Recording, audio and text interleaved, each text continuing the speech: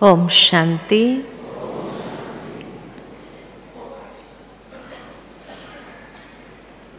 बाप दादा का ये दिन महत्वपूर्ण दिन है। 18 जनवरी संगम युग में ब्राह्मणों के लिए विशेष दिन है। इस दिन को अनेक टाइटल बाबा ने दिए हुए हैं कि ये दिन है समर्थ बनने का दिन। माना बाबा के वरदानों से जो जिस संकल्प में होते हैं वैसी समर्थी को सहज अनुभव कर सकते हैं। इसीलिए बाबा कहे कि स्मृति स्वरूप सुसमर्थ स्वरूप। स्मृति स्वरूप जब कहते हैं बाबा, तो स्मृति में भी 2 प्रकार के बच्चे बाबा हमेशा देखते हैं। जो हमने अब तक की मुरलियों का अध्ययन किया, उसमें बाबा ने 18 जनवरी के लिए यही कहा कि स्मृति में भी 2 प्रकार के बच्चे बाबा हमेशा देखते हैं। एक है योगी और दूसरे हैं वियोगी। योगी जो है वो सहजता से बाबा के स्नेह में समा जाते, बाबा के स्नेह को अपने में समा लेते हैं। लेकिन जो वियोगी है वो बाबा को उल्हना देते रहते हैं और वियोग में असवन बहाते हैं। मोती दोनों ही बहाते हैं, लेकिन जो योगी बच्चों के मोती होते हैं वो अमूल्य मोती, जिसको बाबा भी अपने दिल के अंदर समा लेते हैं। लेकिन जो वियोगी बच्चे उल्हना देते हुए बाबा को कहते हैं कि बाबा इतना जल्दी क्यों चले गए। बाबा कहे मैं चला कहाँ गया हूँ, मुझे क्यों भेज रहे हैं। मैंने तो खाली कमरा बदली किया है। और बच्चे क्या कहते हैं, वियोग के कारण बाबा आप इतना जल्दी क्यों चले गए। बाबा कहे मुझे इतना जल्दी क्यों भेज रहे हैं, मैं अकेला तो जाने वाला नहीं हूँ, लेकर के ही जाऊंगा सबको साथ में। तो इस प्रकार के उल्हने जब दे करके आंसू बहाते हैं तो बाबा के साथ का, बाबा के स्नेह का अनुभव नहीं कर पाते हैं। जब बाबा ने आरंभ से ही वायदा दिया है कि बच्चे अंत तक मैं साथ में हूं, खाली नीचे जब साकार में थे तो धीमी गति से सेवा करते थे, लेकिन जब अव्यक्त बाबा ने ये रूप धारण किया संपूर्णता का, तो उससे सेवा की वृद्धि कितनी फास्ट हो गई कि ब्रह्मा बाबा के संकल्प की रचना हम सब बच्चे हैं। मैं समझती हूँ यहाँ शायद ही किसी ने साकार बाबा को देखा होगा। हर एक ने अव्यक्त बाबा से ही मिलन मनाया है। तो हम सभी कौन हुए? हम सभी संकल्प की रचना हुई। और इसलिए संकल्प की रचना बहुत पावरफुल होती है। ब्रह्मा बाबा के संकल्पों ने हमारा आवाहन किया और हम बाबा के पास आए। निमित्त चाहे बाबा ने किसी को भी बना दिया हो, लेकिन है हम सभी बाबा की संकल्प की रचना। तो जब बाबा हमें संकल्प से क्रिएट कर सकते हैं, तो बाबा संकल्पों से ही पावरफुल समर्थी भी देते हैं। और इसीलिए जो समर्थी चाहिए उस समर्थी को प्राप्त कर सकते हैं, लेकिन उसके लिए उल्हने की माला बाबा को नहीं पहनाओ। अभी भी जब बाबा इतना स्नेह हम बच्चों को दे रहा है, शक्ति हमारे अंदर भर रहा है, सहयोग बाबा का हर कदम हर एक ने अनुभव किया हुआ है, तो समर्थी भी बाबा की इतनी ही पावरफुल रूप से हमें प्राप्त हो रही है। किन बातों की समर्थी बाबा सहज हम सभी को संकल्प के माध्यम से देते हैं। तो सहज समर्थी जो बाबा से प्राप्त हुई, कि बाबा जैसे ही अव्यक्त हुए तो बाबा बैकबोन हो गए, हमारी रीढ़ की हड्डी जिससे हम खड़े हो सकते हैं दुनिया के आगे, वो रीढ़ की हड्डी बन करके सबसे पहली तो ये समर्थी मिली खड़े होने की। साथ ही साथ बाबा ने जो समर्थी दिया कि जितना बच्चे, ये बाबा के महावाक्य अंडरलाइन रूप में है, कि जितना बच्चे बाबा के स्नेह में समाये हुए रहेंगे, उतनी बाबा की शक्ति को, समर्थी को अपने अंदर अनुभव करेंगे। लेकिन स्नेह में समाना बहुत आवश्यक है। बाबा कहते कई बच्चे मुझे सामने जरूर रखते हैं, लेकिन समाते नहीं हैं, अपने आप को बाबा से अलग रखते हैं। अलग नहीं रखो, कंबाइंड हो जाओ।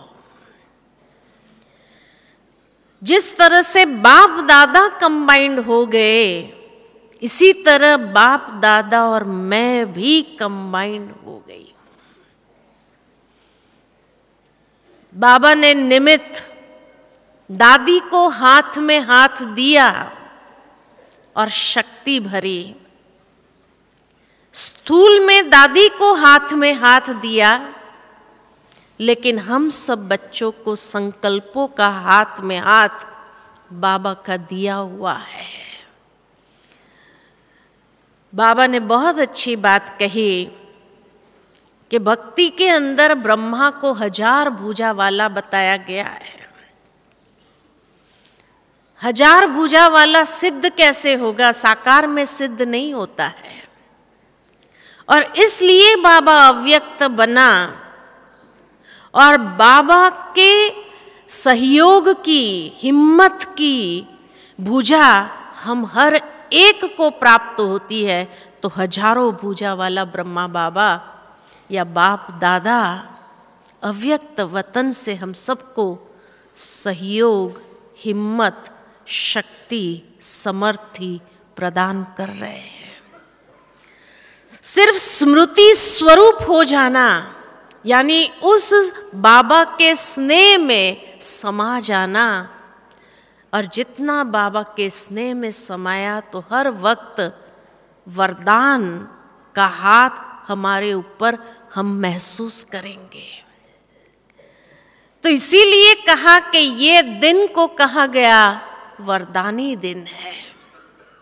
बाबा अमृत वेले से लेकर के हर बच्चे को वरदान देना आरंभ कर देता है, और उन वरदानों में ही सर्व शक्तियों की, सर्व गुणों की, सर्व प्राप्तियों की सर्व संबंध के अनुभव की जो चाहे वो समर्थी प्राप्त कर सकते हैं।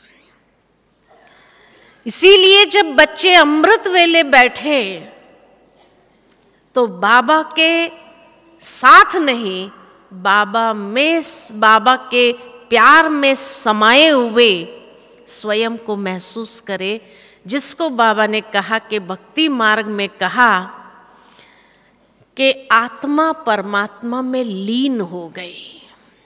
शब्द एक मिस कर दिया, लवलीन हो गई। बाबा के प्यार में हम सभी समा जाए। जब ऐसी लवलीन अवस्था हो जाती है, उसी का ही यादगार भक्ति मार्ग में लीन अवस्था कह दिया। तो इसलिए अमृत वेले से लेकर के कल विशेष ही अभ्यास करना है कि लवलीन स्थिति में हम कैसे सदा रह सके। बाबा के प्यार में जब आंसू भी आते हैं ना, उसका प्रमाण क्या? मम्मा हमेशा कहती थी कि वो आंसू, बड़ी दादी हमेशा ये बात बताती थी कि मम्मा बाबा के स्नेह में जब समा जाती थी तो हमेशा मम्मा की आंखों में पानी जरूर होता था, लेकिन गिरता नहीं था। गिरना ये वियोग की निशानी है, लेकिन जब किसी के प्यार में समा जाना तो वो आंसू आंखों के भीतर ही समाये रहते हैं, वो कभी गिरता नहीं है। ये मम्मा का प्रत्यक्ष स्वरूप कि मम्मा ने अपने जीवन में कभी भी एक भी आंसू बहाया नहीं, कभी भी, चाहे बीमारी हो चाहे कुछ भी हो, लेकिन बाबा के स्नेह में इस तरह समाई रहती थी कि वो आंसू भी आंखों में मोती बन करके तैरते रहते थे, गिरते नहीं थे। गिरना ये वियोग की निशानी है। तो इसीलिए बाबा कहे, बाबा के प्यार में लवलीन, वो मोती बन जाते हैं और उन मोतियों को बाबा संजोता है, अपने पास रखता है। और जिस तरह से हम बाबा के स्नेह में समाये होते हैं, तो बाबा भी बच्चों के स्नेह में स्वतः समा जाते हैं। इसीलिए लवलीन अवस्था को भक्ति में कह दिया, लीन हो गया। आत्मा परमात्मा में लीन हो गई, लीन नहीं हुई, प्यार में समा गए। ये बाबा के महावाक्य है। साथ ही साथ बाबा ने कहा कि इस दिन बाबा ताजपोशी करता है। समर्थी माना ताजपोशी, तिलक देता है।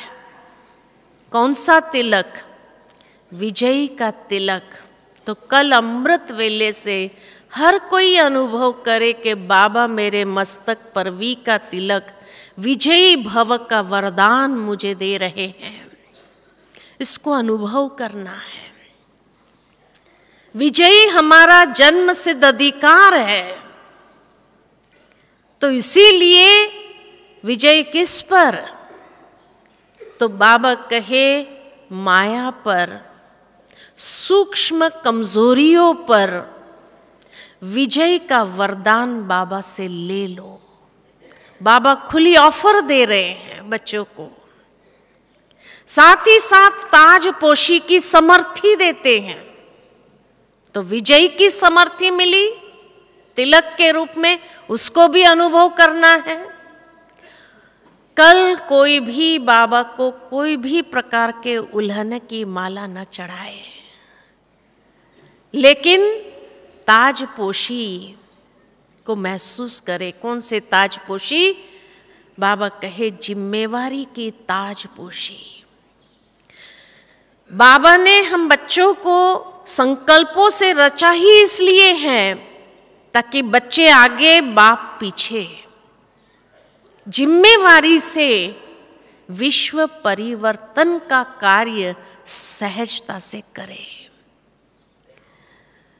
विश्व परिवर्तन की जिम्मेवारी इतनी बड़ी दे दी बाबा ने, इतनी बड़ी समर्थी हमें दिया है, लेकिन हम वो समर्थी को कहाँ यूज कर रहे हैं?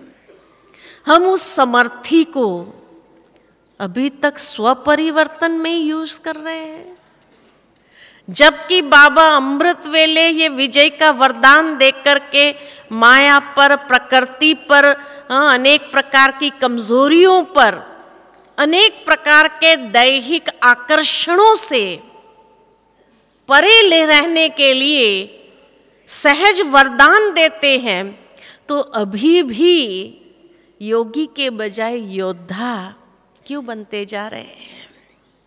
इसलिए बाबा कहे कि जब विश्व परिवर्तन की जिम्मेवारी बाबा ने हमें ताज के रूप में पहना दी, तो कब तक अभी तक स्व परिवर्तन में लगे रहेंगे?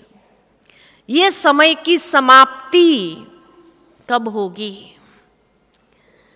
जितना हम अनेक आत्माओं को एक ही स्थान पर बैठते हुए अनेक आत्माओं को शुभ भावना, शुभ कामना का वाइब्रेशन देते हुए परिवर्तन की समर्थी हमें प्रदान करनी है, वो समर्थी अभी तक हम स्वयं में ही लगा करके योद्धा बन करके अभी तक बाबा को कंप्लेन कर रहे हैं कि बाबा करना तो चाहता हूँ, होता नहीं है। तो समर्थ स्वरूप नहीं बने ना।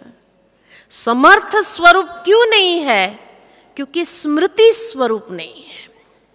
तो स्मृति स्वरूप जो होगा वो समर्थ स्वरूप, वो इस ताज को अच्छी तरह से धारण करते हुए अपने वाइब्रेशंस के द्वारा अनेकों को समर्थी प्रदान करने वाले बन जाएंगे। ये समर्थी बाबा ने हम बच्चों को दी है, उसको यूज करना है। साथ ही साथ और कौन सी समर्थी बाबा ने हम बच्चों को दी? संपूर्ण कर्मातीत बनने की समर्थी बाबा ने हम बच्चों को दी है। कैसे दी है? बाबा की एक वाणी में पढ़ रही थी तो उसमें बाबा ने यही कहा कि बाबा के अंतिम महावाक्य कौन से थे? निराकारी भव, निरहंकारी भव, निर्विकारी भव। ये बाबा के वरदान को महसूस करने के लिए, अनुभव करने के लिए जो समर्थी बाबा ने दी है, उसकी विधि है अशरीरी भव। इसीलिए बाबा की पिछले 3-4 सालों से कंटिन्यूअस हम बच्चों को हर मुरली के बाद एक ड्रिल बाबा जरूर कराते रहे कि 1 सेकंड में अशरीरी हो जाओ। और 1 सेकंड में जब बाबा कहते थे तो 1 सेकंड में हम देह से डिटैच आत्म स्वरूप में स्थित होकर के अशरीरी बन करके जब बैठते हैं तो उसी समय ये तीनों वरदानों की समर्थी साकार में आ जाती है। निराकारी भव, क्योंकि अशरीरी माना ही निराकारी भव, अशरीरी माना ही निर्विकारी भव, और अशरीरी माना ही निरअहंकारी भव। तो इसीलिए बाबा हम बच्चों को ये विधि के माध्यम से अभ्यास कराते रहे ताकि उस समर्थी को हम साकार में अनुभव कर सके। लेकिन अभी तक भी देह अभिमान या ये शिकायत बच्चों की रहती है, मैंपन, मेरापन अभी भी छूटता नहीं है। तो उसका कारण यही है कि इस ड्रिल के अभ्यासी हम नहीं बने हैं। तो थोड़ी देर के लिए अभी हम बैठ करके इस ड्रिल के माध्यम से अशरीरी हो जाए, 1 सेकंड में अशरीरीपन का अनुभव करते हैं, ताकि कल इस अभ्यास को और आगे अमृत वेले से बढ़ाते जाए। तो सब बातों को समेट लो, अपनी नोटबुक पेंसिल भी समेट लो और 1 सेकंड में देह से न्यारे अशरीरी भव। इस वरदान को अनुभव करें। भ्रुकुटी की मध्य में आत्मा चमकता हुआ सितारा।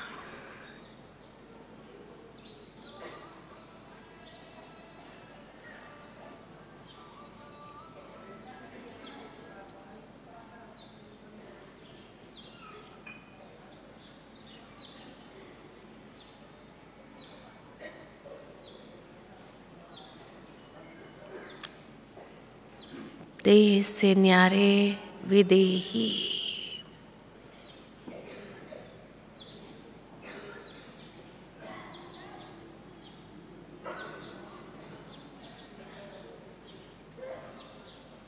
बाप दादा के साथ कंबाइंड।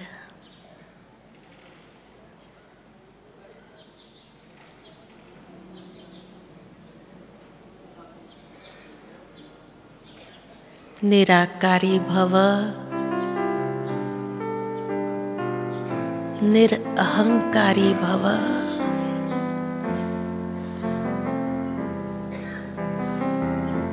निर्विकारी भव।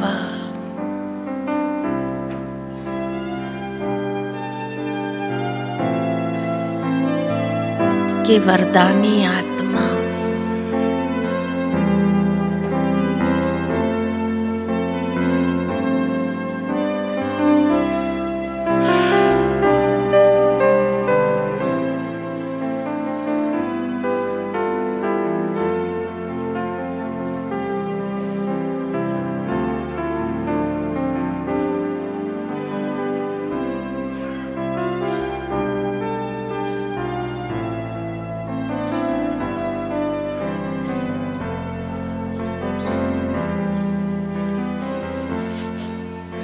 ओम शांति। तो इस तरह से जितना हम बीच बीच में अशरीरी बनने के अभ्यासी होंगे, उतना बाबा के अंतिम बोल के, जिसको ही कर्मातीत स्थिति कहा जाता है, उस कर्मातीत स्थिति की समर्थी हम सहज अपने जीवन के अंदर अनुभव करेंगे। साथ ही साथ और कौन सी समर्थी दी है बाबा ने? तो बाबा ने कहा यादगार में शांति स्तंभ है। लेकिन वास्तव में बाबा ने शांति स्तंभ, ज्ञान स्तंभ, पवित्र स्तंभ और शक्ति स्तंभ हम बच्चों को बनाया है। और इसीलिए ये चारों स्तंभ, शक्ति स्तंभ, शांति स्तंभ, पवित्र स्तंभ बन करके, ज्ञान स्तंभ बन करके हमें संसार के अंदर, विश्व के अंदर लाइट हाउस बन जाना है। ये समर्थी बाबा ने हम बच्चों को दी है। बाबा के जीवन का यादगार शांति स्तंभ है और वो शिक्षाएं हैं। लेकिन वैसे ही अपने जीवन को ऐसा स्तंभ बना दे जो विश्व के अंदर अनेक भटकती आत्माओं को सहजता से राह मिल जाए। ऐसा लाइट हाउस, माइट हाउस बन करके अनेक आत्माओं को बाबा तक पहुंचाना, ये समर्थी बाबा ने हमें दी है। तो प्रैक्टिकल इस समर्थ स्वरूप में अपने आप को स्थित करना है कि मैं शांति स्तंभ हूं। स्तंभ की तरह, स्तंभ माना अचल, अडोल, अखंड। इस तरह से अपने आप को महसूस करना। तो जब ऐसे स्तंभ बन जाएंगे तो आदरणीय दादी जी की तरह प्रकाश स्तंभ सारे विश्व की आत्माओं को ज्ञान का प्रकाश, शक्ति का प्रकाश, पवित्रता का प्रकाश, शांति का प्रकाश देने वाले हम स्तंभ बन जाएंगे। तो ये समर्थी बाबा ने हम बच्चों को दी है, लेकिन पहले खुद की स्थिति अचल, अडोल, अखंड तो बने। अभी भी बाबा कहते छोटी छोटी बातों में हलचल में आ जाते हैं, तो जो हलचल में आ जाएगा वो स्तंभ कैसे बनेगा। इसीलिए बाबा ने कहा समस्याएं तो अंत तक आनी ही है। कई बच्चे ये भी बाबा को काम दे देते हैं, बाबा आप क्या कहते हैं, आप ये हलचल वाली स्थिति हमारे सामने नहीं लाओ, परिस्थिति या समस्याएं हमारे सामने नहीं लाओ। बाबा कहते ये तो अंत तक आनी ही है, ये तो अंत तक आनी है, लेकिन ये समस्याओं को पेपर समझो। पेपर समझेंगे तो पास कर सकेंगे, हिसाब किताब नहीं समझो। बाबा की एक वाणी मुझे याद आती है, जो मैं अभ्यास कर रही थी, अध्ययन कर रही थी, तो उसमें बाबा ने कहा था कि पेपर तो आएगा, अंत तक आएंगे, समस्याएं, परिस्थिति देखने के लिए आते, हिलते हैं कि अचल है। देख रहे हैं बाबा ड्रामा इसीलिए ये पेपर लाता है, तो उससे हमें भी पता चलता है कि सचमुच में अचल पेपर ही ना आए तो कैसे पता चलेगा कि मैं अचल हूँ, अडोल हूँ या नहीं हूँ। तो इसीलिए बाबा कहे ये पेपर तो अंत तक आएंगे, लेकिन उसको पेपर ही समझना, रियल नहीं समझना। ये रियल नहीं है, इतना स्पष्ट बाबा ने कहा ये रियल नहीं है, ये सिर्फ पेपर है। इसलिए पेपर समझ के उसको पास कर दो और देखो मेरी स्थिति हलचल में आई या नहीं आई। क्योंकि बाबा ने जो वरदान मुझे अचल अडोल स्थिति का दिया हुआ है, ये समर्थी बाबा ने मुझे प्रदान की है, लेकिन मैं उसको यूज नहीं कर रही हूं। और कौन सी समर्थी दी है बाबा ने? तो बाबा ने कहा कि बाबा ने दृढ़ संकल्पधारी होने की समर्थी दी है, कि इस दिन पर दृढ़ संकल्पधारी बनना है और दृढ़ संकल्पधारी बन करके हर बात में सफलता को प्राप्त करना है, आगे बढ़ते जाना है। ये समर्थी बाबा ने हम बच्चों को दी है और इस समर्थी को भी हमें यूज करते हुए जितना स्मृति स्वरूप, इसीलिए हर समर्थी प्रैक्टिकल प्रयोग में तभी आएंगी जब स्मृति स्वरूप होंगे। इसलिए बाबा ने कहा स्मृति स्वरूप सुसमर्थी स्वरूप। अगर स्मृति नहीं है, वियोगी है, उल्हना देने वाले, बाबा को शिकायत करने वाले, ये स्वरूप हमारा है, कंबाइंड स्वरूप नहीं है, तो वो समर्थी काम नहीं करती है। नहीं तो बाबा ने तो समर्थी दे दिया है बच्चों को। और समर्थ स्वरूप हम तभी बन पाएंगे जब स्मृति स्वरूप होंगे। लेकिन स्मृति स्वरूप है, उसका प्रत्यक्ष प्रमाण क्या? हम स्मृति स्वरूप है, उसका प्रत्यक्ष प्रमाण क्या? क्या कहेंगे? स्मृति स्वरूप हम है या नहीं है, उसका प्रत्यक्ष प्रमाण क्या होगा? प्रत्यक्ष प्रमाण है नष्टो मोहा स्मृति स्वरूप। स्मृति स्वरूप जो है वो नष्टो मोहा। अगर नष्टो मोहा नहीं है, माना स्मृति स्वरूप भी नहीं है।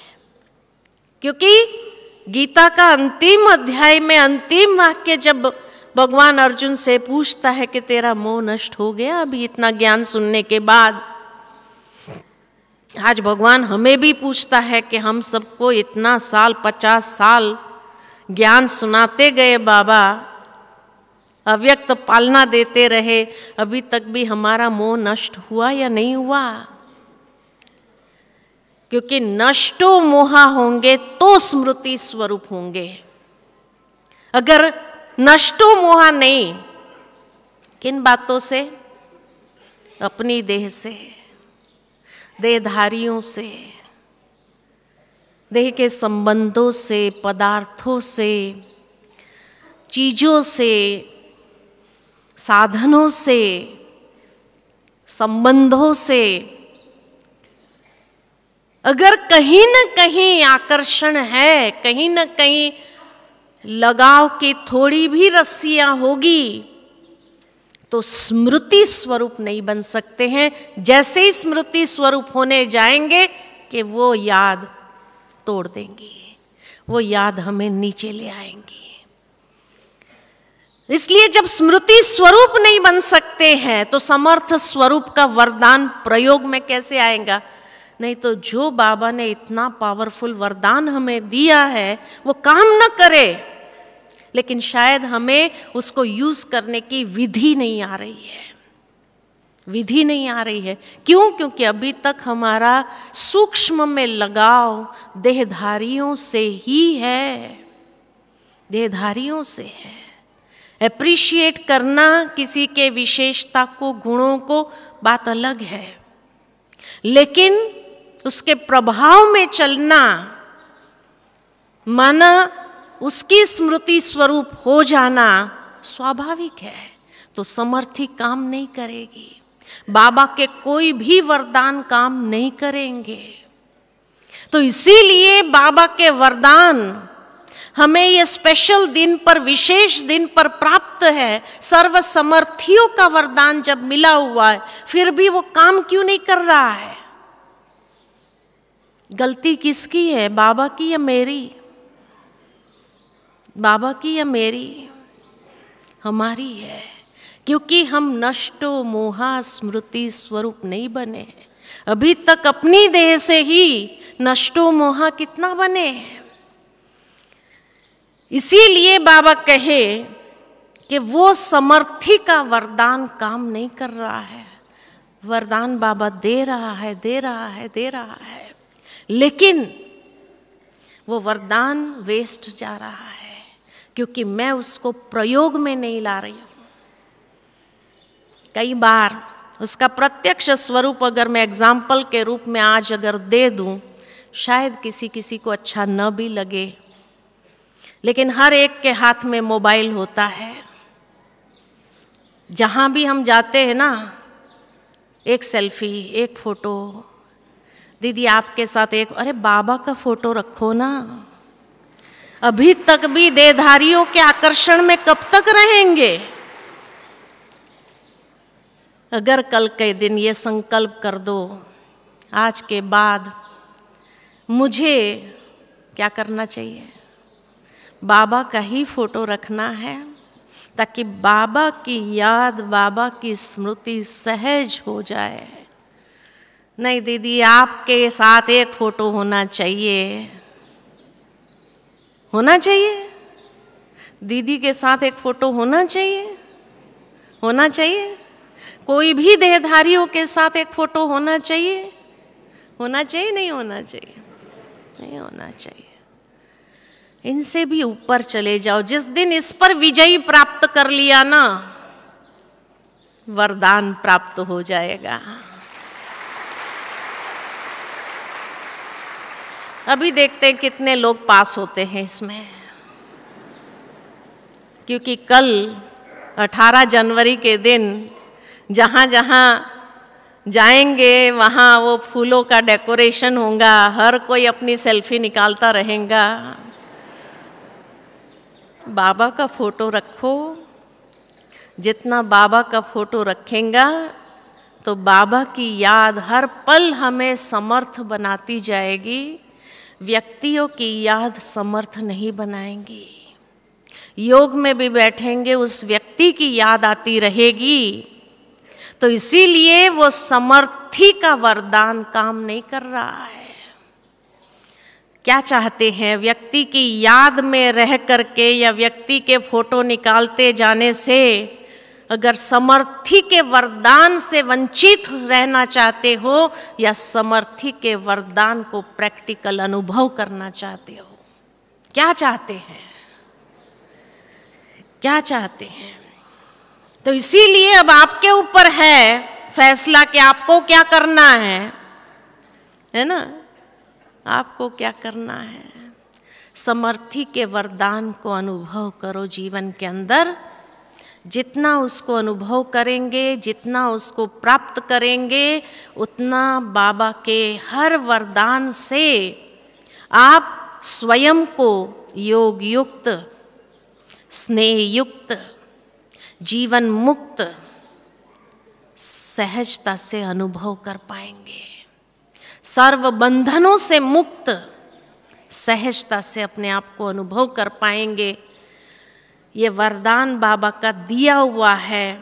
जैसे शास्त्र में एक बात याद आती है कि द्रौपदी के जब वस्त्र हरण हो रहे थे, वो पुकार रही थी, हे प्रभु मुझे बचाओ, हे प्रभु मुझे बचाओ। लेकिन उस साड़ी का पल्लू लास्ट का पकड़ के रखी थी, अपनी रक्षा खुद करना चाह रही थी, पुकार भी रही थी लेकिन इसको नहीं छोड़ रही थी। तो साड़ियाँ ऊपर तक आती थी, नीचे नहीं आ रही थी। लेकिन जिस समय उसने वो पल्लू भी छोड़ दिया, समर्पण कर दिया कि अब प्रभु तेरे हवाले, जब ऐसी समर्पणता आ गई तो सारी साड़ियाँ आ गई नीचे और रक्षा हो गई। बाबा के वरदान भी यहाँ तक आ रहे हैं हमारे ऊपर, लेकिन क्योंकि अभी तक नष्टो मोहा नहीं बने, इसलिए वो वरदान अनुभव नहीं हो रहे हैं। वो वरदान यहाँ तक है, नीचे नहीं आ रहे हैं। संघर्ष करना पड़ रहा है मुझे। क्यों संघर्ष करना पड़ रहा है? क्योंकि कहीं न कहीं मेरी बुद्धि अटकी हुई है, जिसको मैंने पकड़ के रखा है। कोई ना कोई देह को, देहधारी को या स्वयं की देह को भी पकड़ के रखा हुआ है।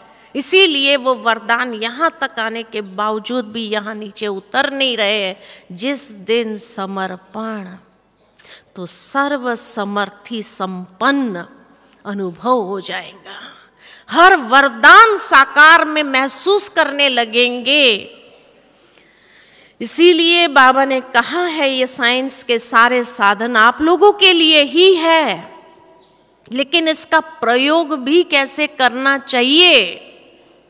देहधारियों से मुक्त होने के बजाय और देहधारी में फंसाते जाए, ऐसे अगर उसका प्रयोग करते रहे तो ये साधन इतना सुंदर मिलने के बावजूद भी हमने उसका सदुपयोग नहीं किया और ये अपने आप को बंधन में डालते रहे और महसूस भी नहीं हुआ कि बंधन में जा रहे हैं, निर्बंधन नहीं हो रहे हैं।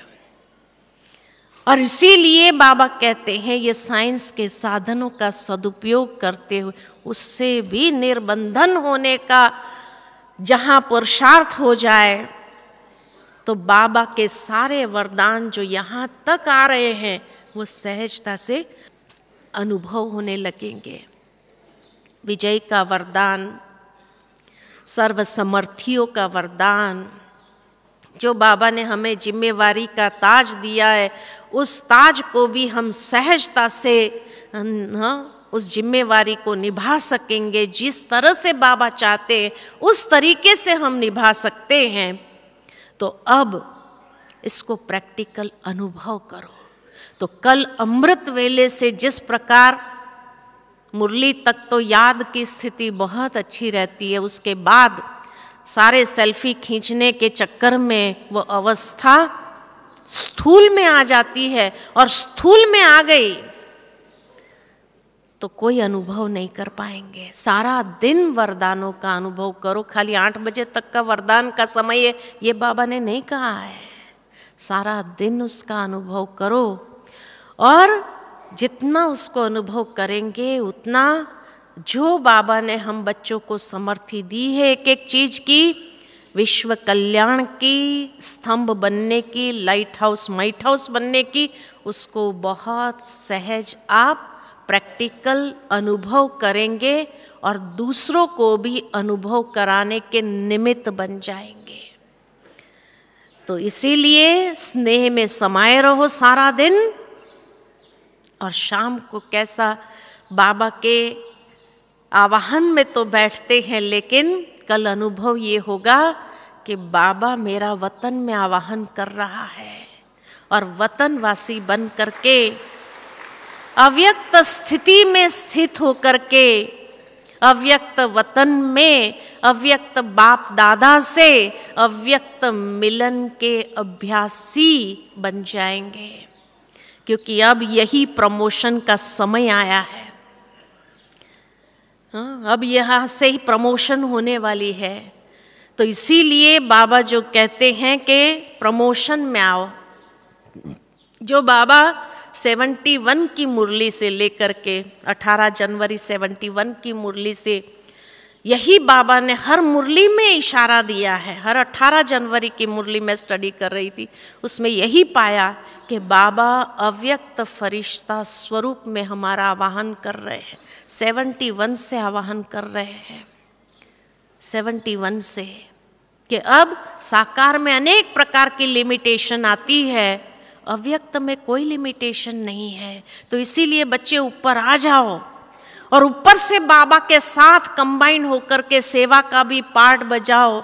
अनेक आत्माओं को साक्षात्कार कराने की समर्थी भी बाबा दे रहा है, वो पार्ट बजाओ। अनेक पार्ट बजाने के लिए बाबा आवाहन कर रहे हैं, लेकिन फिर भी माया का स्वरूप देखो कैसा है। कई लोग कहते हैं कि वहाँ मधुबन में तो अब बाबा आते नहीं हैं, अब बाबा हमारे में आता है, बाबा हमारे में आता। अरे बाबा हमारे में क्यों आएगा, दूसरे में क्यों आएगा? जब ब्रह्मा बाबा के बाद एक ही तन फिक्स था। शिव के मंदिर में भी जाएंगे तो एक तो नंदी और एक कछुआ, दो ही रथ दिखाए हुए हैं, तीसरा रथ दिखाया ही नहीं है। तो इसीलिए बाबा मधुबन के सिवाय और कहीं नहीं आता है। और अब बाबा आने के बजाय बाबा हमारा आवाहन ऊपर कर रहा है। प्रमोशन वाली स्थिति में जाना है या माया के इस चक्कर में? ये अंतिम चक्कर है, माया फुल फोर्स से आएगी। बाबा ने कहा है कि माया का अंतिम चक्कर चलेगा, जितने को गिरा सके वो गिराने का प्रयत्न करेगी। इसीलिए ये माया के अंतिम दाव को भी पहचानो। बाबा मधुबन वाला है, गायन ये है मधुबन वाला बाबा। हाँ, फलानी जगह का बाबा, फलाने जगह का बाबा, ये गायन नहीं है। इसलिए बाबा कहीं नहीं आएगा। अब बाबा का आने का वक्त नहीं। बाबा हमें अव्यक्त वतनवासी बनाने के लिए जो इतनी समर्थी बाबा ने दी है, उस समर्थी को भी हम यूज करें। अब हमारी स्थिति प्रमोशन में जा रही है। व्यक्त से अव्यक्त की ओर जाना है या व्यक्त में और देहधारियों में फंसना है? किस में जाना है? इसीलिए विवेक को यूज करना है, बाबा के साथ के अनुभवों को यूज करना है, और माया के इस चक्कर को भी पहचानते हुए अपने आप को विजयी बनाना है। अगर इस चक्री में फंस गए तो फिर क्या होगा? गए। इतने सालों का जो पुरुषार्थ किया वो भी पानी में चला जाएगा। इसलिए एक बात याद रखो, तीसरा रथ गाया नहीं है, शास्त्रों में भी गायन नहीं है, दो ही रथ दिखाए हुए शिव के मंदिर में भी। तो इसीलिए अब बाबा हमारा आवाहन जब ऊपर कर रहे हैं तो हमें व्यक्त से अव्यक्त स्थिति बना करके अव्यक्त मिलन का ही अनुभव करना है। और बाबा ये समर्थी अव्यक्त मिलन की भी हम बच्चों को प्रदान कर रहे हैं। इसको अनुभव के आधार पर यूज करो। इसलिए कहा देहधारियों में फंसना नहीं है। देहधारियों में फंसे तो गए, ठीक है ना? इसलिए देहधारियों में फंसना नहीं है, अपने आप को उससे भी ऊपर ले जाना है, ठीक है? अच्छा, ओम शांति।